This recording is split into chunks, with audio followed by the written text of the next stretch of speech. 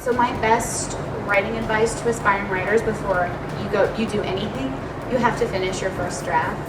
Another author who I was on tour with, she goes like, you can't sell a book unless you've written a book. So it seems pretty obvious, but it is very, very difficult to finish. Red Queen is the first book I ever finished writing. So the number one thing, write the end at the end. Just get there however you can. Don't edit yourself too much on the way there because you can get really stuck in the quicksand of self-editing chapters as you go. So just sort of forge ahead, give yourself the benefit of the doubt and be like, yeah, I know it's a rough draft, but you still want to get to the end of it. And then in terms of writing action sequences and sort of set pieces and high octane moments, those are my favorite part. Those are the parts that's a little bit easier for me because I like writing explosions and I like writing battles, and I love choreographing them out. For me, it's really fun to take a scrap of paper and sort of draw out basically a map of what the battle looks like and then just write it in my head. I would love if someone could tell me how to write romance and like romantic scenes better because those are my weakness. I definitely think it's harder to write a kiss than it is to write a long battle sequence.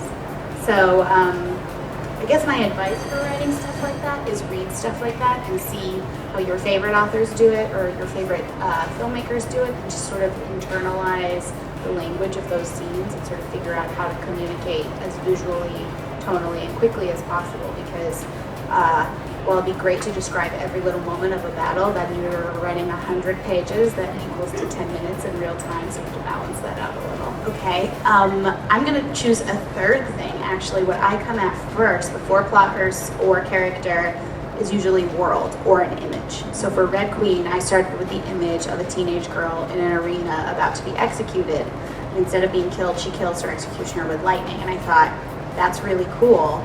I would love to read that story or see that story. I'm going to explore it. And then from there, the question I always ask is, what world does this take place in?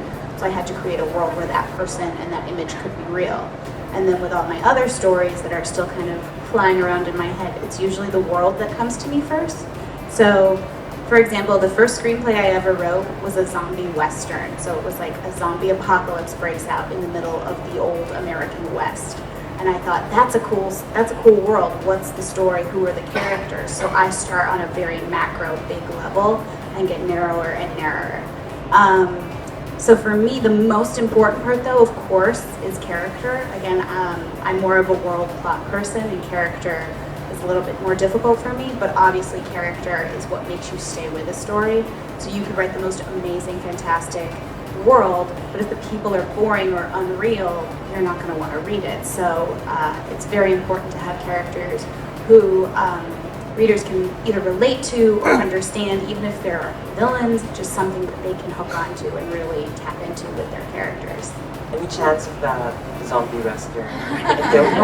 Because I'd read that. God, I wish. It will never see the light of day. So when I first signed for Red Queen, I was signed for a trilogy, so 3 books.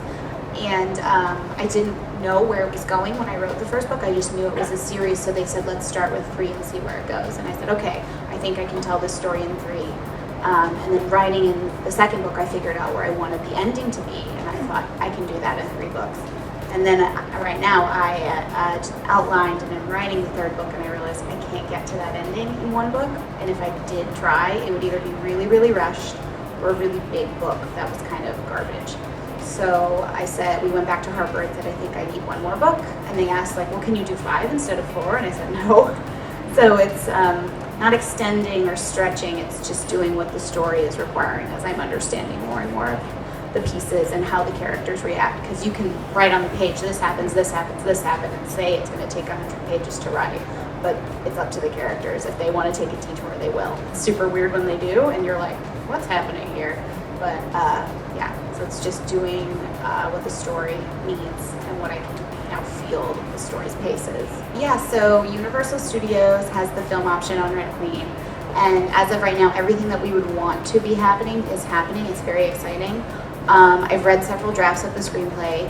The writer of the screenplay her name is Jennifer Hutchinson. She wrote for Breaking Bad. She writes on Better Call Saul now. She's so talented and really fantastic and just a great person. Like immediately after she got the job, she contacted me and said, can we have lunch? I'd love to talk to you.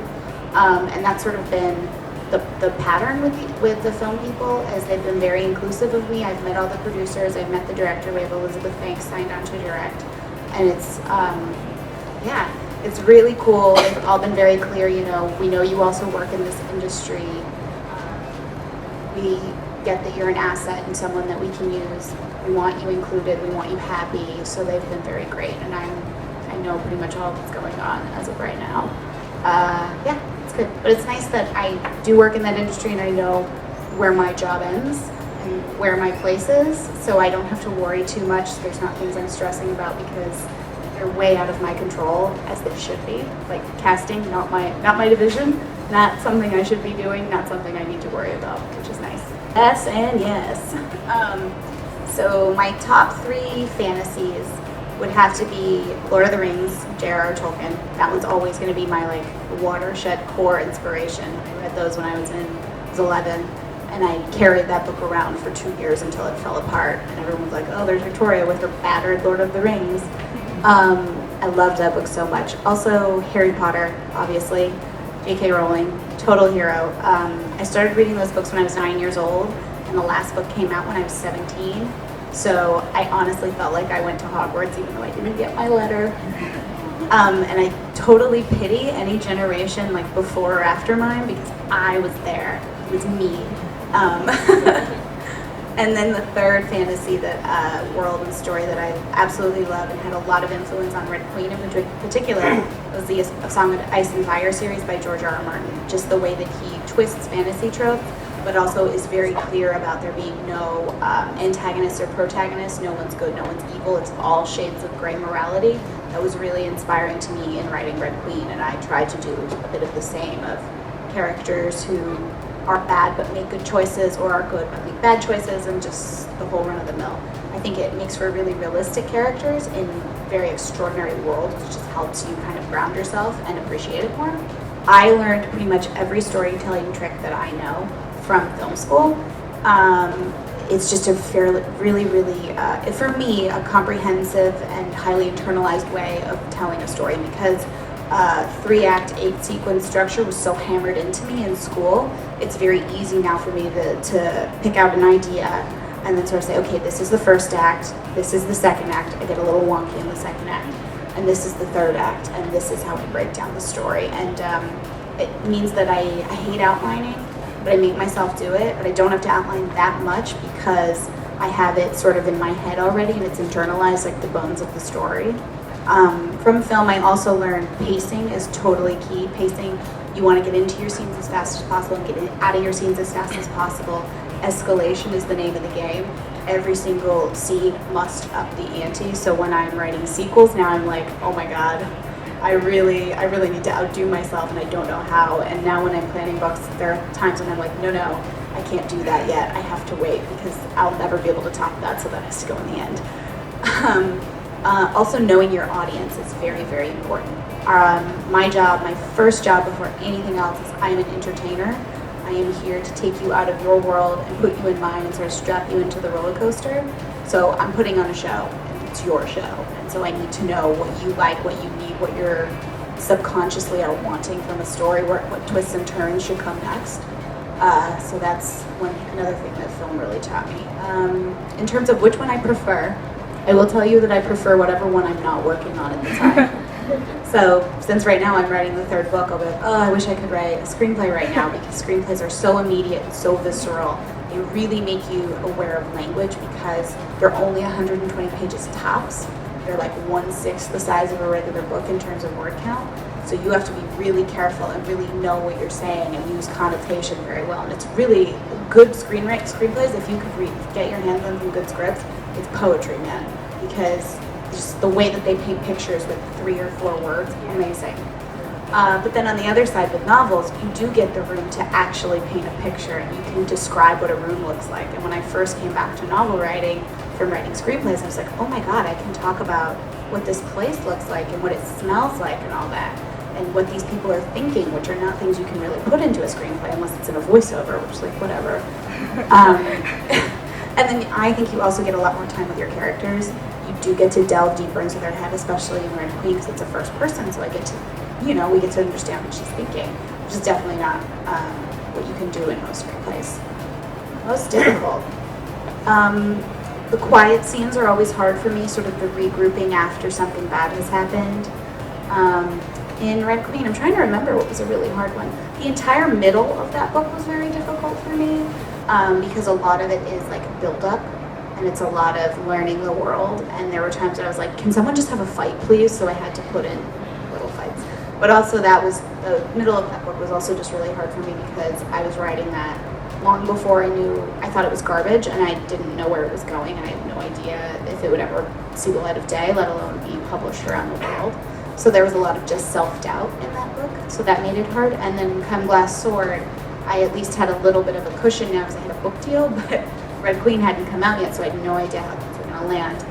I guess, again, besides just the middle of that book, a really difficult scene is a scene to write after a certain character has died and everyone's really upset, and the main character is just acting like a total lunatic, and we have several characters like tell her you're acting like a lunatic, and it's completely her low point, which by the way is where you end your second act, is the lowest point in the character's emotional journey of that story. Just a cheat sheet there. But yeah, that was a hard scene to write because it was so emotional and so small compared to the rest of it, and that's not my wheelhouse.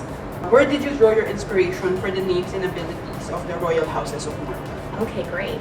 A lot of the names came out of thin air, but I wanted to put sort of a Roman spin on them because I think the empire sort of spice felt really nice for them and really fit. So, for example, Cal, his last name is Calor, which means heat in Latin and Spanish. So that was pretty easy. I did a lot of like Google English to Latin translations of like water and ice and what those things would look like, or I would just spin on words like Osanos is the house that controls water, so it sounds a little like ocean. And then for the abilities, I definitely went on Wikipedia and just like looked at the list that there is of superhuman powers, which is actually really cool. And I would go through mostly for background characters and be like, okay, this one I want to use, this one I want to use, this one I want to use. But then the main characters, I would always kind of choose an ability that either serviced the plot, so like obviously Alara had to be a mind reader for the way that the plot goes, or to sort of reflect their character. So for Evangeline, her controlling metal and like always wearing needles and stuff was really cool and really indicative of who she is. And the same with Mare, her being like a lightning controller. She's definitely a storm in a little person, so that was cool to personify that. As far as literary betrayals go, I've had a few, and obviously Game of Thrones, like pretty much everything in that book was just like why? I definitely, through my book, if you've read Storm of Swords or seen any of the later seasons of Game of Thrones, when Robb Stark died, and then the way it's written in the book. Robb died? It was like 3 years ago. Dumbledore died. Yeah, when he died, in the books, the way it's written is it's his mother who watches her son be murdered and then has herself be murdered. And then the next chapter is Arya, who has just watched it happen, and then she gets hit on the back of the head with an axe, and you think she has died too. And I was just like, are you kidding me? You just took 1, 2, 3 away from me. Like, I was with you on Ned Stark, man. Leave me some Starks. But obviously Arya made it out alive, and that was okay. But after that moment, I had to take a break and was just very angry and just unhappy and like living in the dark, like sad. Another one that really, really hurt was Sirius Black. Yeah, and obviously Dumbledore. And reading that was really like, oh my god, all our heroes are dead.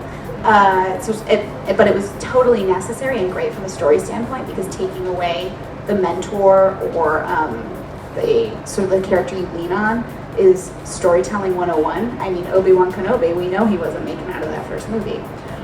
And then when Gandalf died in the first Fellowship of the Ring, obviously, like it's a pattern that people follow. And I do remember my dad read the Harry Potter books before the movies came out, but like after I had read them. And once he came up into my room and like sat down, serious as a heart attack, and I was like, oh my god, what happened? Someone in the family is like sick, something happened. And I'm like, Dad, what's wrong? He goes, Dumbledore just died. What? And he said, that Snape killed him. I knew he was bad the whole time. I was like, Dad, you're gonna be okay. I don't think I will be. So anyways, that's my family. I think there was a follow-up. Oh yeah, what? If you can give any details about it. I Anything. forgot. Any details? Okay, so Red Queen 3. I can't say what the title is because we're still not set on a title actually. It starts immediately where Glass Sword leaves off, so same kind of format. And if you've read Glass Sword, there are a couple of characters who are not in that book very much. But based on the way the Glass Sword ends, obviously they will be in the next one a lot more. That's about as much as I can say because I'm still writing it. I definitely want to keep writing until the day I die. And if people want to keep paying me for it, that's awesome. But I guess after Red Queen, I'll probably do some more screenplays because I have that itch, and those are great to write and a good palate cleanser, and it's fun. It kind of keeps you on your toes and keeps the muscles working. When you switch from medium to medium. I also really want to continue with writing fantasy and genre. Those are my tastes. Maybe I'll get that good enough that I can do historical fiction because I love historical fiction. But the research really, really scares me, which is one of the reasons I write fantasy is because I can make up the research myself. So it's cheating.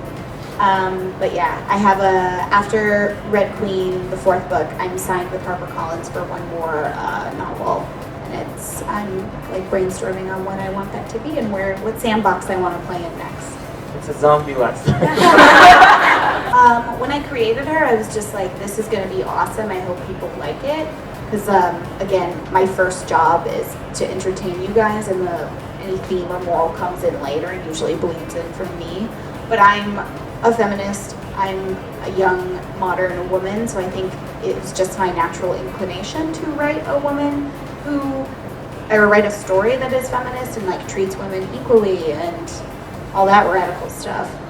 But yeah, for her, it was just writing a character who I respected, which means she's a strong, opinionated, complicated person. And that doesn't necessarily mean making her perfect either. I love her flaws more than I love her sort of pros. So this is definitely something that's going to get delved into more in the books. It's not completely vital to the story. It's obviously window dressing, and it's not something that's going to affect the main plot because the main plot is more about the rebellion and Mare than it is about what happened to make people have superpowers. But it's definitely the result of like nuclear warfare and mutation through radiation a couple thousand years before this world happened. And then, yeah, well, I'm glad it's not overwhelming. I naturally really like genre mashups. Obviously, zombie western. So, yeah, I'm kind of a kitchen sink writer, in that I throw in all the stuff that I like, because I'm not going to write a story if I don't like it. I don't get that. So yeah, it just became, I wanted to write this fantasy. Okay, how did this world happen? People have superpowers. How did they get them? Oh, it's a mutation from like a nuclear warfare situation. Okay, so then it's far into the future of our world. Okay, what would that look like? How did this become this way? So it's like dystopia is sort of the background, but then the fantasy kind of comes in the power structure and sort of the monarchy, but then it's sci-fi because there's superpowers and all this going on, and they have some sort of technology. It was really cool to sort of paint with different brushes and take pieces of all these genres that I love and kind of put them together in my own personal way. Thank you, first of all, because a lot of people have a problem with her being, imperfect and she's a bitch or whatever. And, well, she's had a lot happen to her. Can we give her a break? She's 17. But definitely more of her emotional journey. Glass Sword is definitely the book where she sort of wobbles and can definitely fall to not a very good place and has her moments where you're like, uh-oh, I don't know where she's going with this, and is this sort of her anti-hero moment. And then the 3rd book is definitely her realizing, she's not the center of the universe, which I think a lot of YA books get a bad rap because they're first person, so obviously when you're reading it, like, why is this person always the center of the universe? It's like, well, they're telling you the story. For her, it's definitely realizing that the wounds that were inflicted on her in Red Queen and Glass Sword are always going to be there, but she needs to move past them.